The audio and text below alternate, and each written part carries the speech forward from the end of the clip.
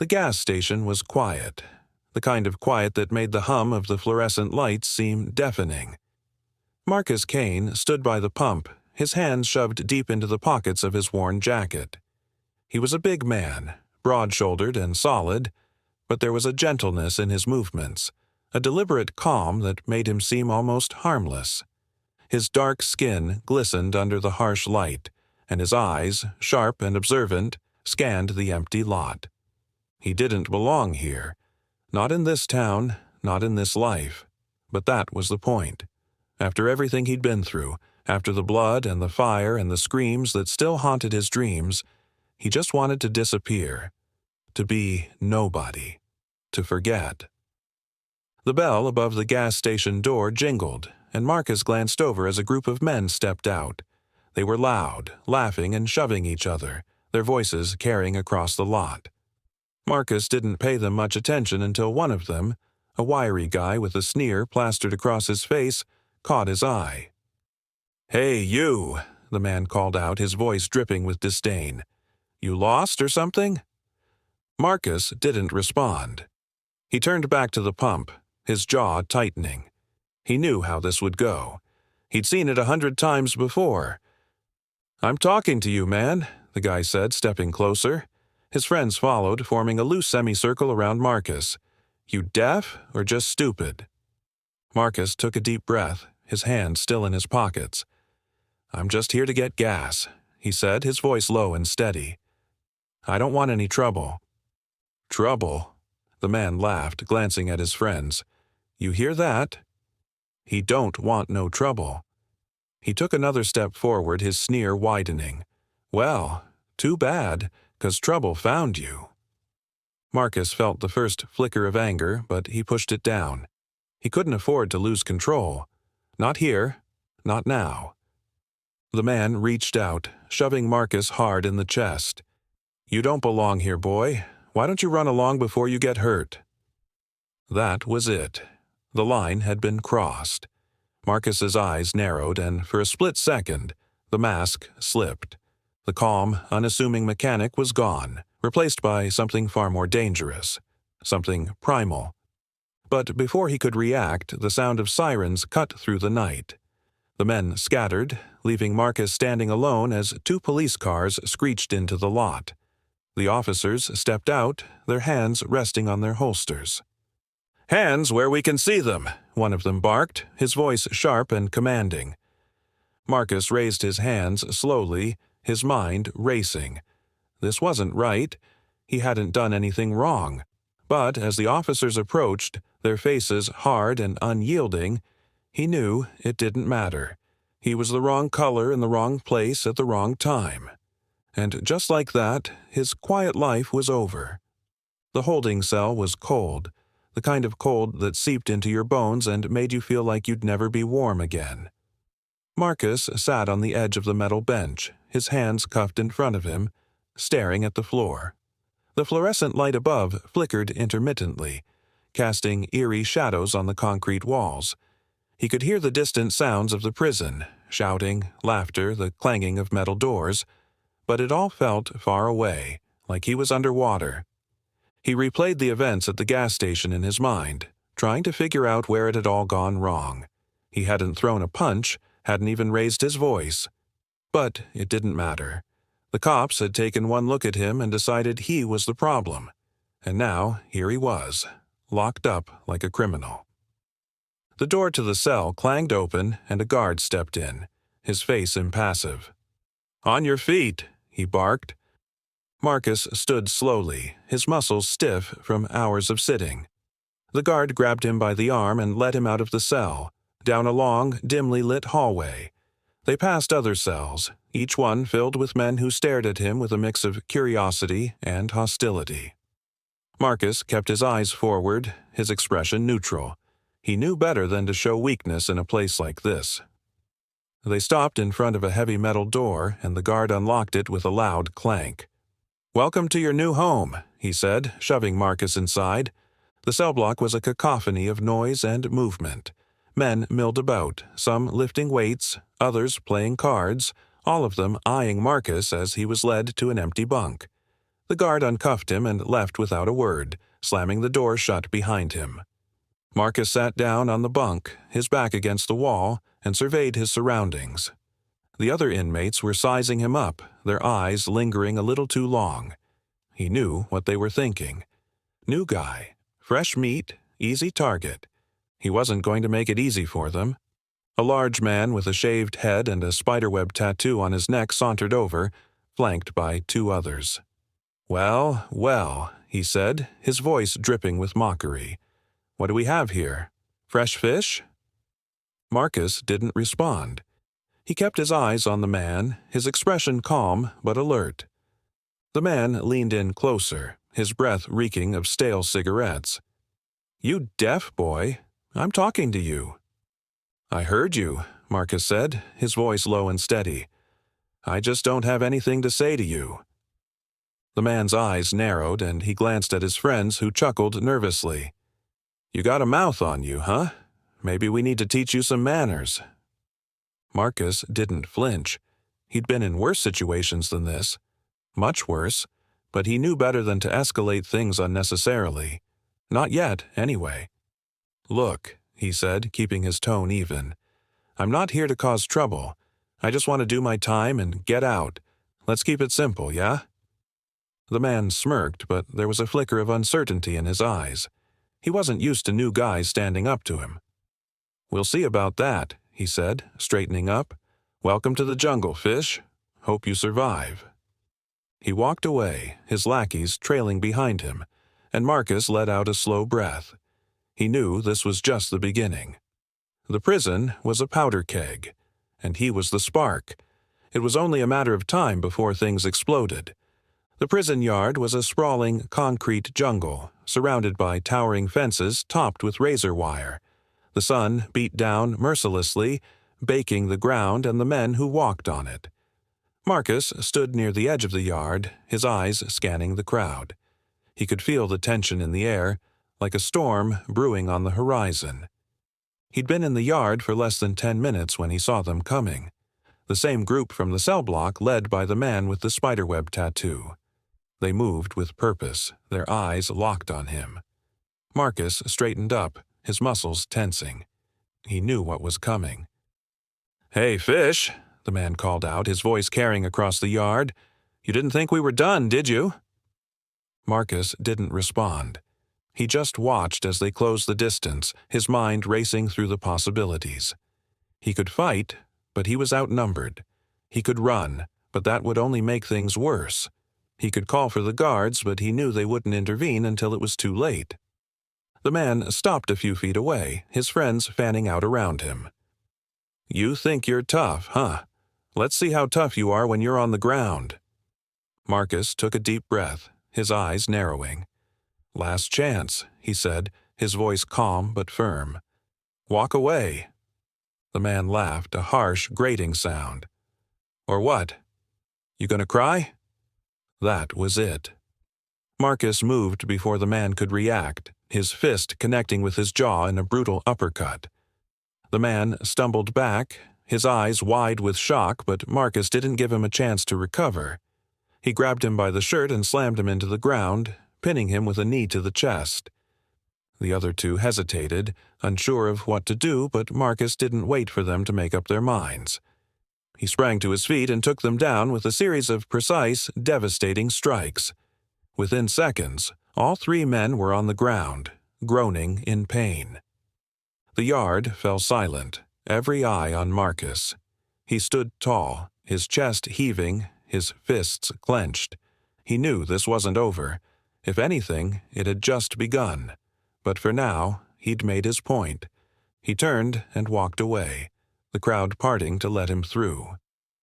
As he reached the edge of the yard, he glanced back and saw the man with the spiderweb tattoo staring at him, his eyes filled with a mixture of fear and hatred. Marcus didn't care. He'd survived worse than this, and he wasn't going to let a bunch of thugs break him. That night, as Marcus lay on his bunk, the memories came flooding back. He tried to push them away, to focus on the present, but they were too strong, too vivid. He was back in the desert, the sun blazing overhead, the sand gritty beneath his boots. His team moved silently through the ruins of an abandoned village, their weapons at the ready. They'd been sent to extract a high-value target, but something felt off. The intel was too clean, too perfect. And then the ambush hit. The explosion rocked the ground, sending shrapnel flying in every direction. Marcus dove for cover, his training kicking in as he returned fire. The air was thick with smoke and the acrid smell of gunpowder, the sounds of gunfire and screams echoing in his ears. He fought like a man possessed, his movements precise and deadly. But it wasn't enough. One by one, his team fell, until only he was left. He managed to take out the attackers, but the cost was too high. He'd failed them, failed himself. Marcus jerked awake, his heart pounding, his body drenched in sweat. He sat up, running a hand over his face, trying to shake off the memories. But they lingered, like a shadow he couldn't escape. He looked around the cell block, the other inmates asleep in their bunks, and felt a surge of anger. He didn't belong here. He wasn't a criminal. He was a soldier, a warrior, and he wasn't going to let this place break him. He lay back down, his mind racing. He needed a plan, a way out. But first, he needed to survive. The next morning, Marcus woke before dawn. The cell block was still quiet, the other inmates lost in their dreams.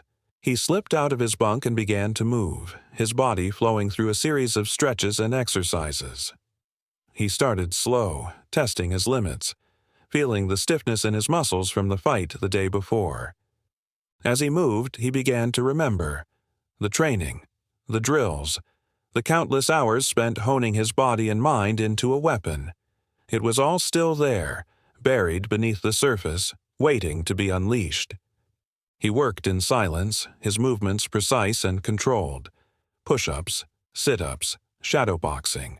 He didn't have weights or equipment, but he didn't need them. His body was his greatest tool, and he was going to make sure it was ready. By the time the other inmates began to stir, Marcus was drenched in sweat, his muscles burning but alive. He felt a sense of purpose he hadn't felt in years. He wasn't just surviving anymore, he was preparing. As he sat on his bunk, catching his breath, he noticed the other inmates watching him. Some looked curious, others wary. But none of them approached him. Not yet. Marcus knew it was only a matter of time before they did. But he'd be ready. He wasn't just a prisoner anymore. He was a soldier. And he was going to fight his way out of this hellhole, no matter what it took. The air inside Blackgate Penitentiary felt heavier than usual. The tension was almost suffocating, thick like a storm cloud about to explode. Marcus sat on his bunk, his muscles still burning from the morning's training session. He could hear whispers circulating the cell block. Something was brewing. He had seen it before in war zones. When soldiers prepared for a battle they knew was inevitable. Something big was about to happen. He wasn't the only one who noticed. Luther, an older inmate who had been watching him since day one, leaned against the bars of his cell. "You hear the talk?" he murmured. Marcus didn't look at him. He didn't need to. "I hear everything." Luther nodded. "They're planning to set this place on fire. Viper's boys and the Blood Vultures, riot's coming, and it ain't just about you anymore." Marcus exhaled slowly. So that was the plan. Viper wasn't just looking to take him out in a one-on-one fight anymore. He wanted total chaos, a distraction big enough that he could strike when no one was watching. Marcus wasn't going to let that happen. The loudspeaker crackled above, signaling the end of the day. Guards walked the tiers, locking up inmates for the night. But even as the doors slammed shut, Marcus knew no one would be sleeping. The prison went dark. For a few seconds, everything was eerily silent. Then the first scream. A loud bang echoed through the halls as one of the cells burst open. Someone had jammed the electronic locks. A second later, another door opened. Then another. Marcus was already on his feet. Shadows moved in the darkness, figures rushing through the tiers, their footsteps pounding like war drums. Then, the flames. A fire erupted from the mess hall, its glow flickering against the walls as prisoners ran wild, swinging shivs and makeshift weapons. Marcus stayed low, moving fast, scanning for threats. He knew exactly what was coming. Viper was going to use the riot to end him, and he was right. From the corner of his eye, he caught movement. 5 men, not just any men, Viper's top lieutenants. Marcus turned just as one of them lunged. He dodged, just barely, as the blade missed his throat by an inch. He countered instantly. A sharp elbow to the attacker's jaw sent the man crumpling like a puppet with cut strings. Another came at him. Marcus sidestepped, grabbed the back of the man's head and slammed it into the steel bars. 2 down, but the others were closing in. No more holding back. Marcus let go. He moved like a ghost, fast and precise. His body, once rusty from inactivity, now moved on instinct, a machine built for combat. One of Viper's men swung a lead pipe. Marcus ducked, grabbed his wrist, and twisted. The sound of bones snapping filled the air. The man screamed. Another tried to take him from behind. Marcus dropped low, swept his legs, and sent him crashing down onto the concrete. He turned, only to find himself face to face with Viper. Viper stood a few feet away, a twisted grin on his face, flames reflecting in his cold, predatory eyes. "Well," Viper said, cracking his knuckles, "you made it this far, soldier boy." Marcus rolled his shoulders. "I gave you a chance to walk away." Viper laughed. "You really think I'm afraid of you?" Marcus studied him, his stance, his breathing.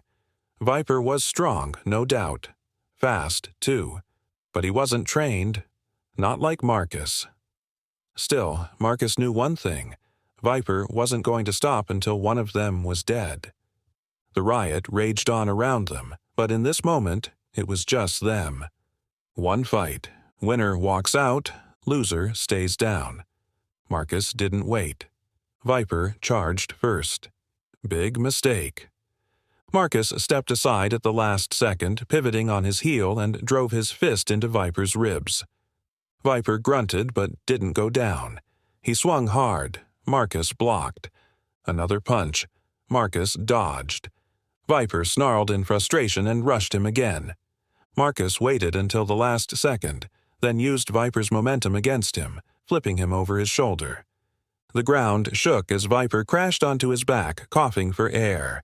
Marcus moved in, his instincts screaming for the finishing blow. But then, a gunshot. Marcus froze. Viper's eyes widened in shock, looking down at his own chest. Blood spread across his prison jumpsuit. Marcus turned. At the far end of the yard, the warden stood, a smoking gun in his hand. The riot was over. Guards flooded the yard, batons swinging, tackling prisoners to the ground. The ones who resisted were put down, hard. Marcus knew what was coming next. He didn't fight as they grabbed him, dragging him away. Because now he had bigger problems. The warden had just made this personal. Marcus sat in the darkness of solitary confinement, his wrists and ankles shackled. The riot had failed to kill him, but the warden had made sure he wouldn't walk away unscathed. His body ached from the guard's brutal takedown, his ribs bruised, lip split. But pain was nothing new. Pain was a teacher, and right now, pain was a reminder that he had to get out. The single, flickering bulb above his head buzzed faintly, barely illuminating the cold concrete walls around him. The door was solid steel, reinforced, but not unbreakable. Marcus closed his eyes, replaying everything he had observed during his time in Blackgate. The way the guards moved, the schedule of shifts, the blind spots in the security cameras. He hadn't been planning an escape before, but now he had no choice. The warden had made it clear. Marcus wasn't meant to leave this place alive. Marcus leaned forward, running his fingers along the edges of his shackles. Rusted, poorly maintained. He could work with that. The guard who brought his food tray each night was lazy. He always left the door unlocked for a fraction of a second before slamming it shut. It wasn't much, but Marcus didn't need much. He waited. Hours passed, maybe days. Time blurred together. Then, finally, the sound of boots. A guard's voice, gruff and bored. "Dinner time, soldier boy." Marcus stayed perfectly still as the metal slot on the door slid open. A tray clattered onto the floor. The guard didn't even look inside. Good. Marcus sprung into action. He twisted his wrist violently, forcing his thumb out of place with a muted pop. The pain was immediate, but so was the result. His hand slipped free of the shackle. Gritting his teeth, he popped his thumb back into place and worked on the ankle cuffs. The rusted metal gave way, and within moments, he was free. But he wasn't done. He picked up the plastic fork from the tray, snapping off the prongs to form a makeshift lockpick. The food slot was still open. Now or never. Marcus reached through the slot, his fingers working the lock. Click, click, snap. The door creaked open an inch. Marcus held his breath. No alarms, no footsteps. He pushed the door open just enough to slip out. The hallway was empty, just as he expected. Night shift guards were lazy. Moving quickly, Marcus headed for the maintenance corridor he had mapped out weeks ago. He knew exactly where the security blind spots were. If he could get past the next checkpoint, he had a chance. But just as he reached the exit, a voice behind him. "Going somewhere, soldier?" Marcus turned. And there, blocking his path, was the warden himself. The warden stood in the dimly lit hallway, a cruel smirk on his face. Behind him, 4 guards, all armed, all ready. Marcus said nothing. "You didn't really think you could sneak out of my prison, did you?" The warden chuckled, shaking his head. "I knew you'd try eventually." Marcus's fists clenched. The warden gestured to the guards. "Take him." The first guard lunged. Marcus moved first. 1 step to the left. A hard strike to the throat. The man collapsed. The second swung a baton. Marcus caught his wrist, snapped it back. The third went for his gun. Too slow. Marcus delivered a brutal kick to his knee, sending him crashing to the floor. The fourth backed away, panic in his eyes. But before Marcus could move, a gunshot rang out. Pain exploded in his shoulder. He staggered back, his vision flickering. The warden lowered his pistol, a smug look on his face. "You really are something, Kane," he said, walking forward as Marcus struggled to stay upright.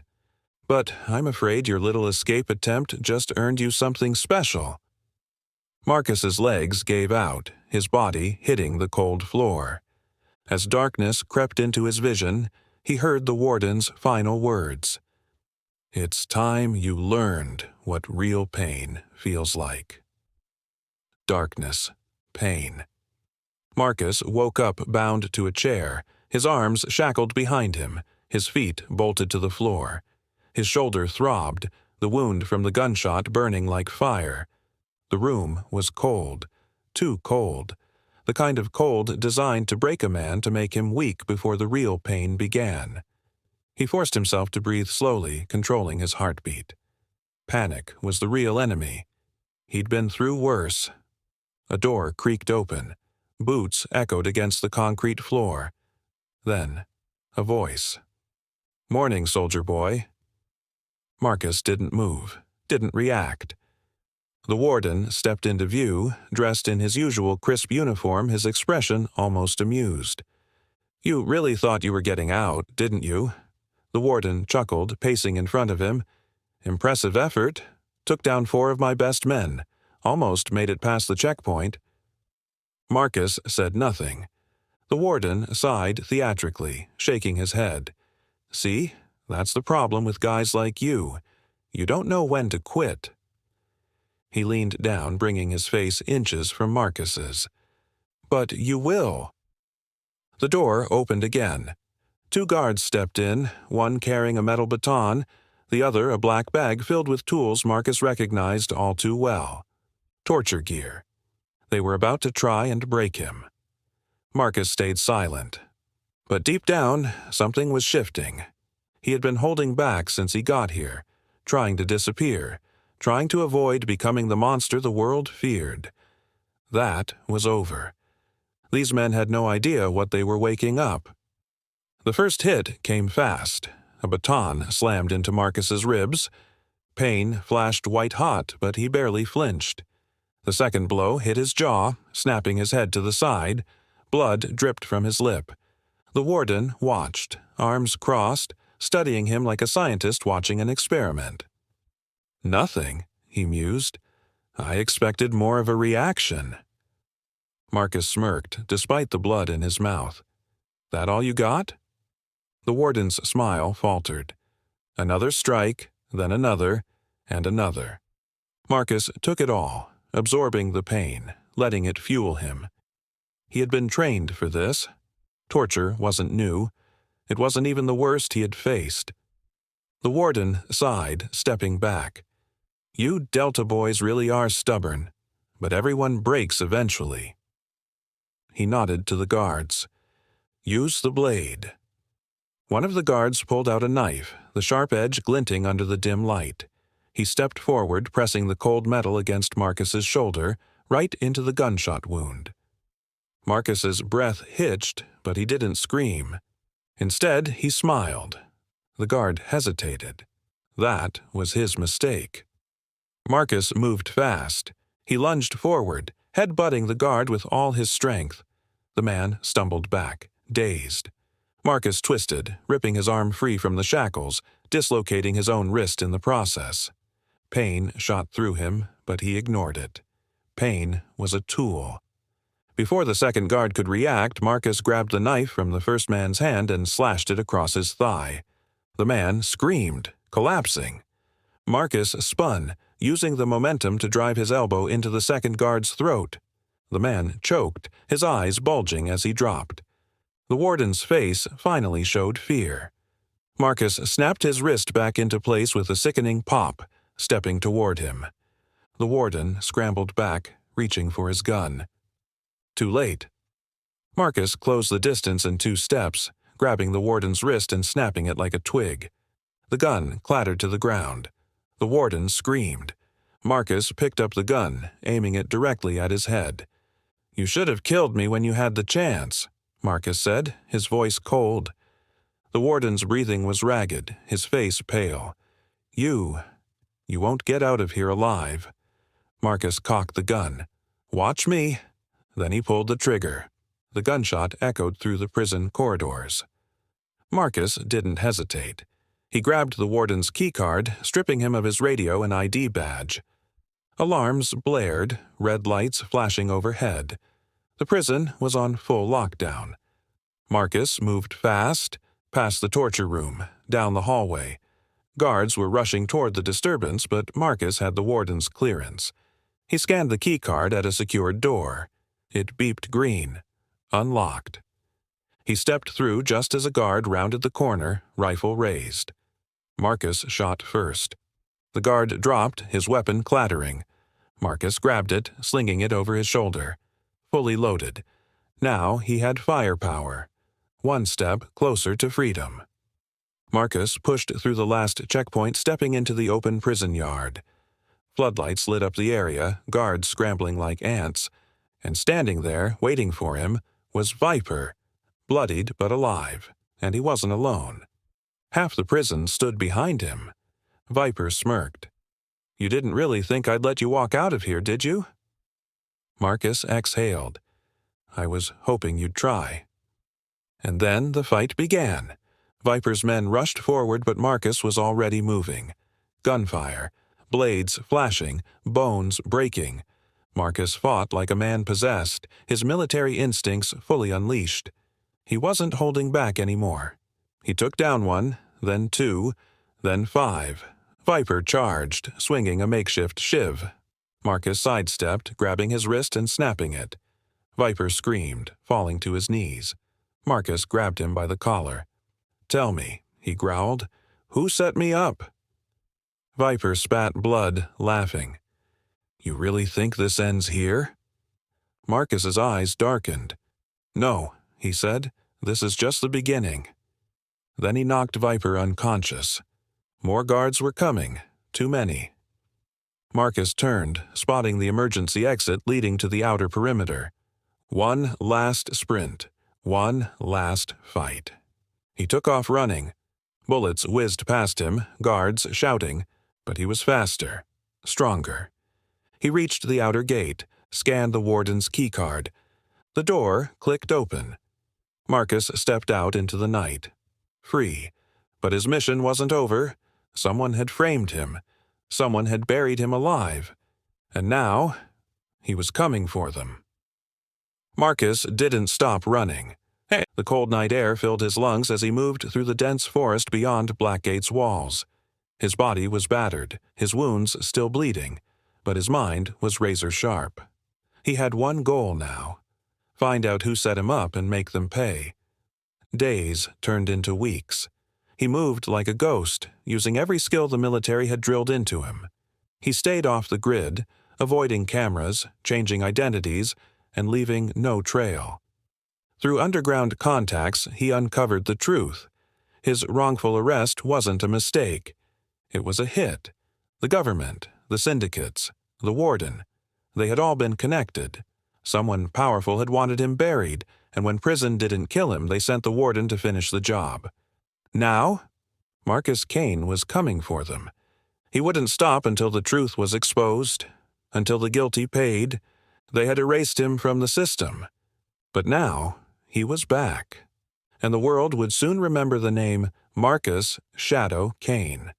And that's how an innocent man became the most feared warrior on the run. But here's the real question. What happens next? Does Marcus track down the real masterminds and take them out one by one? Or does he disappear into the shadows forever, living as a ghost while the world whispers his name? Let me know in the comments. Should there be a sequel? If you loved this story, hit that like button, subscribe for more high-stakes action, and turn on notifications so you don't miss what's coming next. And if you were in Marcus's shoes, would you fight back or disappear forever? Let's talk in the comments. Until next time, stay sharp, stay ready. Subscribe now for more intense stories that keep you on the edge of your seat.